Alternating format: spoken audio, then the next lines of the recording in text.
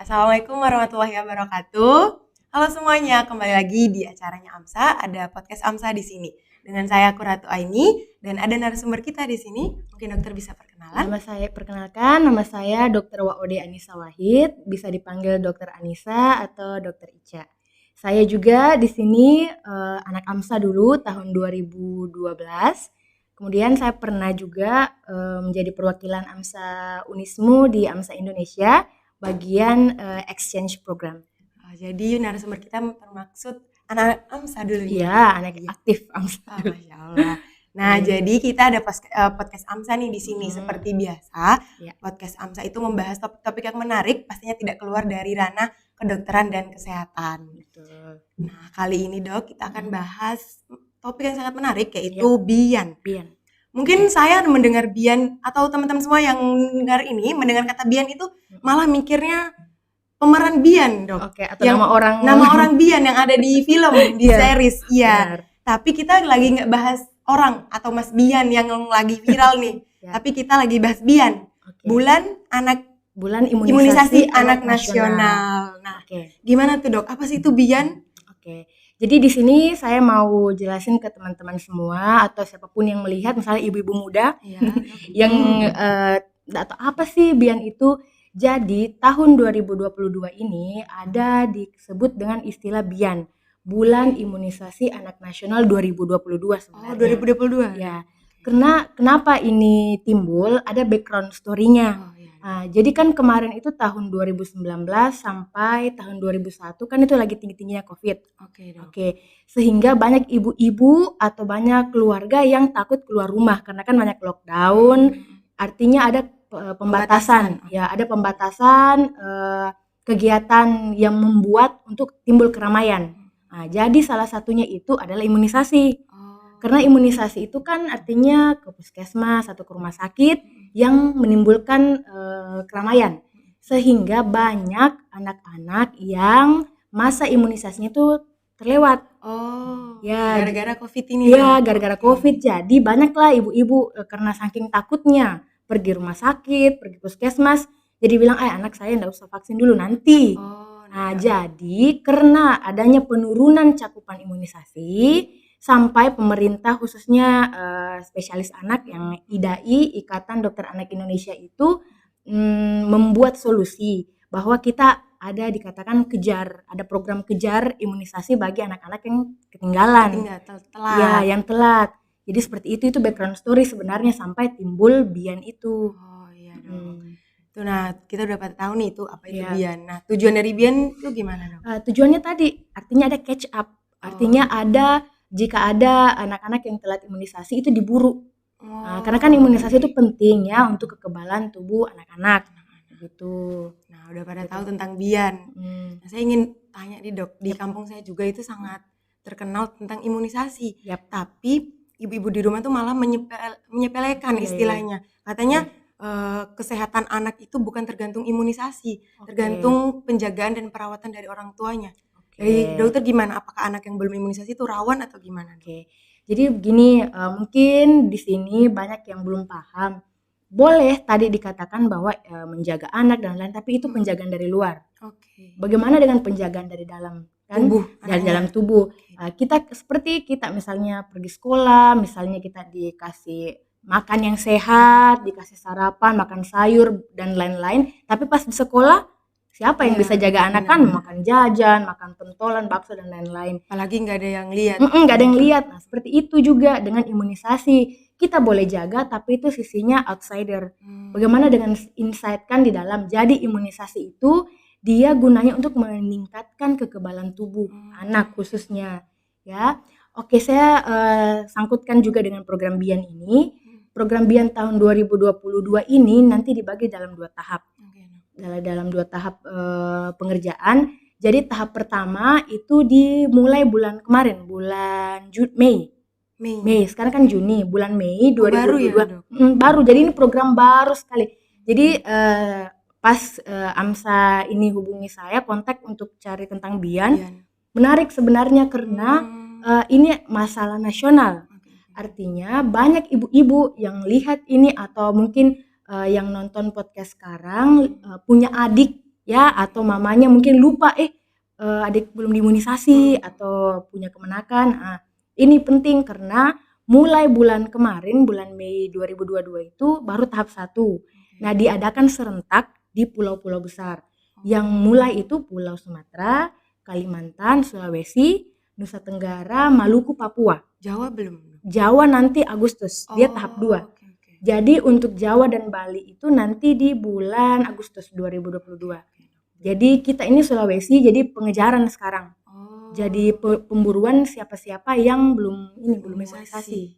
Seperti itu. Karena telat banyak yang telat. Begitu. Jadi ibu-ibu enggak usah khawatir, imunisasi itu penting ya. Dan di lapangan juga banyak yang bilang, "Lah Dok, kalau misalnya anak saya diimunisasi kenapa sakit lagi?" Iya, benar. Ya, jadi ada cerita seperti itu.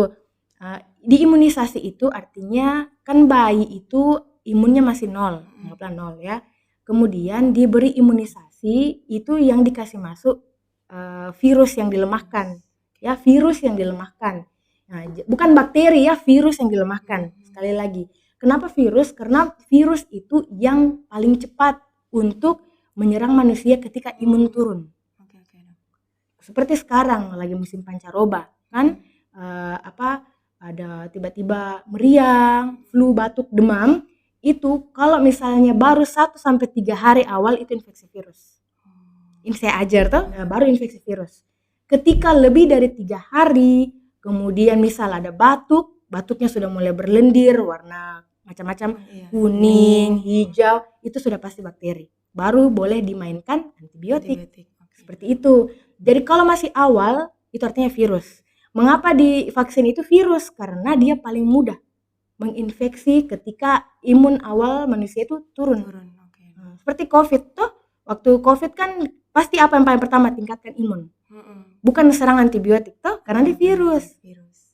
Seperti itu. Jadi ibu enggak usah khawatir, di vaksin itu virus yang dilemahkan sehingga badan bayi itu yang tadinya 0 belum kenal, ini ceritanya seperti mau ada pencuri tuh cuma dikasih lihat bilang nanti misalnya virus cacar tuh nanti disuntikan dimasuk, jadi seolah-olah dikasih tahu sama badan ada nanti virus seperti ini, dikenalkan.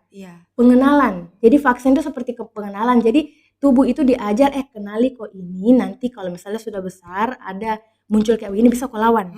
Nah, jadi tubuh tahu ciri-cirinya modelnya seperti ini gini. Jadi vaksin atau imunisasi itu bukan berarti nanti besar tidak kena. Tapi sudah mengenal bahwa nanti ada virus seperti ini modelnya. Ketika kena, misalnya umur 7 tahun dia masa sekolah kena cacar. Badan imun di badannya itu sudah tahu, saya sudah kenal ini dulu. Dulu pernah. Ya, dulu pernah dikasih kenal. Oke, jadi itu respon tubuhnya lebih cepat dibanding tidak mengenal sama sekali. Ya. Berarti anak-anak yang tidak imunisasi itu rawan karena belum pernah mengenal virus itu. Belum pernah. Jadi imunisasi itu pengenalan. Dikasih kenal dulu. Dikasih kenal, nanti kalau ada yang benar virus beneran yang menyerang baru bisa dilawan. Gitu imunisasi. Singkat ceritanya seperti itu supaya kita kan dokter itu harus mampu menjelaskan sederhana karena banyak orang enggak mengerti kalau bahasa buku yang dicerita pasti apa ini, apalagi masalah imun. Kayak gitu. Gitu. Kenapa penting banget imun? Berarti kalau tidak imun rawan terkena penyakit yang tidak justru makin parah kan? Oke. Nah, gitu bukan berarti imun bikin sakit. Ya, bukan. Jadi mengapa ketika diimunisasi pasti dokternya selalu bilang, kok justru dia demam bagus. Iya, berarti respon tubuhnya. Iya, demam itu tanda respon tubuh, bukan bilang sakit karena sudah divaksin jadi sakit anak saya, bukan. Justru demamnya itu yang dicari, artinya tubuhnya berespon. Artinya dia aktif dong. Dia sudah scan tuh, kita sudah dikasih tahu nih, nanti ada virus kayak begini. Berespon terhadap virus yang baru, melawan. Bentuk yang terlihat dari luar itu demam. Jadi ketika dia sudah demam, artinya bagus dong berespon. Nah, ketika nanti sudah besar, kena terinfeksi lagi, tubuh akan jauh lebih agresif untuk membunuh virus tersebut. Anggapnya kita dilatih kayak tentara ya imunnya tuh, Dok. Kalau imunisasi. Jadi dikenali, di scanning dulu, terus kita tahu musuh nanti begini modelnya, bajunya nanti gini. Ketika sudah di lapangan, head to head ceritanya, saya tahu ini. Langsung tuh bisa. Langsung gitu. Nah, gimana nih Dok? Orang tua yang tadi bilang nggak penting imunisasi, sekarang dengar podcast ini bilang penting, mau imunisasi nih. Penting, wajib, bukan cuma penting, itu wajib. Nah, gimana kalau orang tua baru dengar podcast, penting ya Dok. Kalau mau imunisasi lagi anaknya gimana tuh Dok? Boleh nggak? Boleh kan imunisasi kan tahun 2021 kemarin IDAI itu ada keluarkan jadwal imunisasi terbaru kan dengan posisi bian ini, dalam keadaan posisi bian ini jadi itu bisa diburu kalau misalnya ada yang telat, ada yang bisa di catch up, bisa diburu keterlambatannya. Nah, teman-teman dengarkan tadi kalau ada yang terskip imunisasinya karena bilang nggak penting tadi boleh wajib. Terus kalau misalnya anak baru lahir itu kan sebenarnya ada imunisasi hepatitis B0. Jadi B0 itu sudah dari ruang ininya, ruang melahirkannya sudah di situ memang di HB0 ceritanya kayak gitu. Nah, saya ingin bertanya nih Dok, gimana perkembangan bian ini sekarang Dok dari sudut pandang dokter? Kalau perkembangannya sekarang itu saya lihat karena kan ini nasional, jadi ceritanya pemerintah itu khususnya bagian Kementerian Kesehatan itu benar-benar serius. Artinya ini masalah besar dong. Artinya banyak memang permasalahan yang nasional sekarang, banyak ibu-ibu itu ketakutan, banyak anak yang terskip. Nah, kayak gitu. Jadi saya lihat kemarin itu sudah banyak brosur-brosur yang diberikan untuk edukasi ke masyarakat umum, ke keluarga, ke orang tua, kayak begitu. Tentang pentingnya bian ini. Terus bian ini saya lihat kemarin ternyata bukan cuma anak bayi, ada bian untuk sekolah namanya BIAS. Ada lagi BIAS. Ada, iya BIAS, bulan imunisasi anak sekolah. Jadi banyak, bukan cuma bian itu kan untuk anak-anak yang balita, tapi ternyata ada juga namanya BIAS. Bulan imunisasi anak nasional, bulan imunisasi anak sekolah. Jadi ceritanya itu kan anak sekolahan juga divaksin. Nah, jadi ceritanya itu banyak yang terskip karena di rumah, COVID. Sekolah di rumah tuh rata-rata. Jadi gimana vaksinnya mereka? Nah, jadi ternyata itu ada programnya sekarang dan mulai juga bersamaan bulan lalu tahun ini. Sudah dimulai biasanya? Iya, sudah mulai. Jadi ada bian, ada BIAS gitu. Kalau bian untuk anak-anak yang balita. Kalau BIAS imunisasi anak sekolah anak umur sekolah gitu. Itu bisa di catch up juga semua.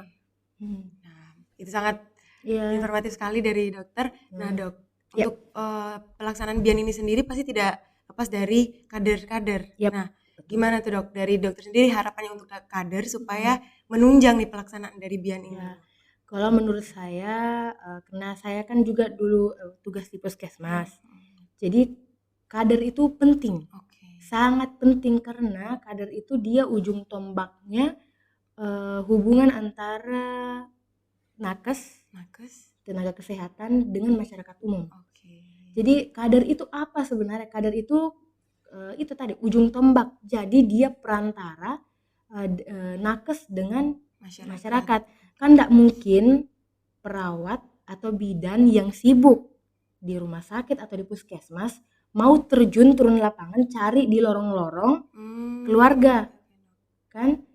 Jadi itulah gunanya kader yang diedukasi, kader yang dibimbing. Biasa itu kader kayak misalnya posyandu atau ada memang kegiatan, disitulah kita edukasi. Dokter yang mengedukasi kader, jadi mereka tahu tugasnya apa. Jadi mereka yang cari terjun di lapangan. Itu kader. Jadi dia yang langsung masuk lorong, cari rumah. Jadi itu kader itu enggak semua juga bisa orang jadi kader. Ada pasti seperti orang-orang yang berkuasa di situ, contoh misalnya ibu RT yang didengar sama semua orang ya. Ibu RT atau misalnya dia orang yang terpelajar di lorong situ atau apa, atau orang yang aktif atau misalnya penjual.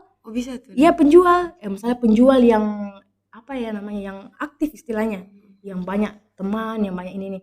Jadi dari mereka lah itu terjadi. Jadi dari mereka tuh yang cari orang, sini. Tuh, sini kita ini. Bukan cuma vaksin ini yang anak-anak, vaksin COVID kemarin juga begitu. Berkat kader juga. Berkat kader. Jadi waktu waktu kemarin itu tahun lalu kan gencar-gencarnya tuh vaksin COVID. Yang terjun di lapangan itu kader. Jadi kader itu yang pasang tenda, kader itu yang sediakan makanan, kader. Jadi kita nakes, dokter, perawat dan lain itu cuma datang duduk. Disiapin gitu. semua sama Disiapin kader. sama kader. Jadi begitu. Jadi penting sekali tuh kader. Ya, ini saya lompat cerita di vaksin COVID. Nah, karena kan sama. Kan COVID kemarin karena kita ada pandemi, jadi kita ke situ. Tapi disinilah kelihatan fungsi kader yang nyatanya. Karena kan kemarin itu nakes sama dokter cuma datang duduk, mereka yang kumpul masyarakat. Atur kursi, terus dipanggil, mereka yang bagi formulir. Ya, jadi mereka yang susun. Jadi dia ke panitia pelaksana, itu penting kader. Begitu juga sama anak, jadi mereka yang cari, anaknya siapa, keluarga siapa ini yang belum vaksin. Data-data. Ya, dia data. Baru nanti diserahkan ke orang puskesmas, di nakes, begitu. Berarti sangat penting ya peran sangat penting. Kader itu ujung tombak. Membantu semua pelaksanaan Betul. dari Bian ini sendiri. Betul. Nah, udah banyak banget nih informasi yang kita dapetin dari dokter. Ya. Saya mau minta pesan untuk ibu-ibu di rumah atau untuk teman-teman yang udah nonton ini, gimana dok? Jadi buat ibu-ibu, teman-teman sejawat ya yang punya adik atau yang misalnya di kampung masih banyak yang ketakutan tentang ini vaksin atau imunisasi, please jangan takut karena ini bermanfaat buat kesehatan anak, adik, kemenakan kita ke depannya. Karena justru tanpa vaksin atau tanpa imunisasi ini sakit yang nanti ditimbulkan ke depan itu lebih parah dibanding dengan yang sudah mengenal imunisasi. Jadi jangan takut kalau misalnya sudah vaksin, demam, it's good. Justru itu bagus gitu. Itu tubuh berespon artinya gitu. Nah, itu dari dokter. Ya. Nah, semua terima kasih banyak udah nonton sampai akhir. Nah, itulah tadi podcast AMSA tentang Bian bersama Dokter Anissa. Dokter Anissa di sini dan saya Kuratu Aini di sini. Thank you semuanya. Bye bye.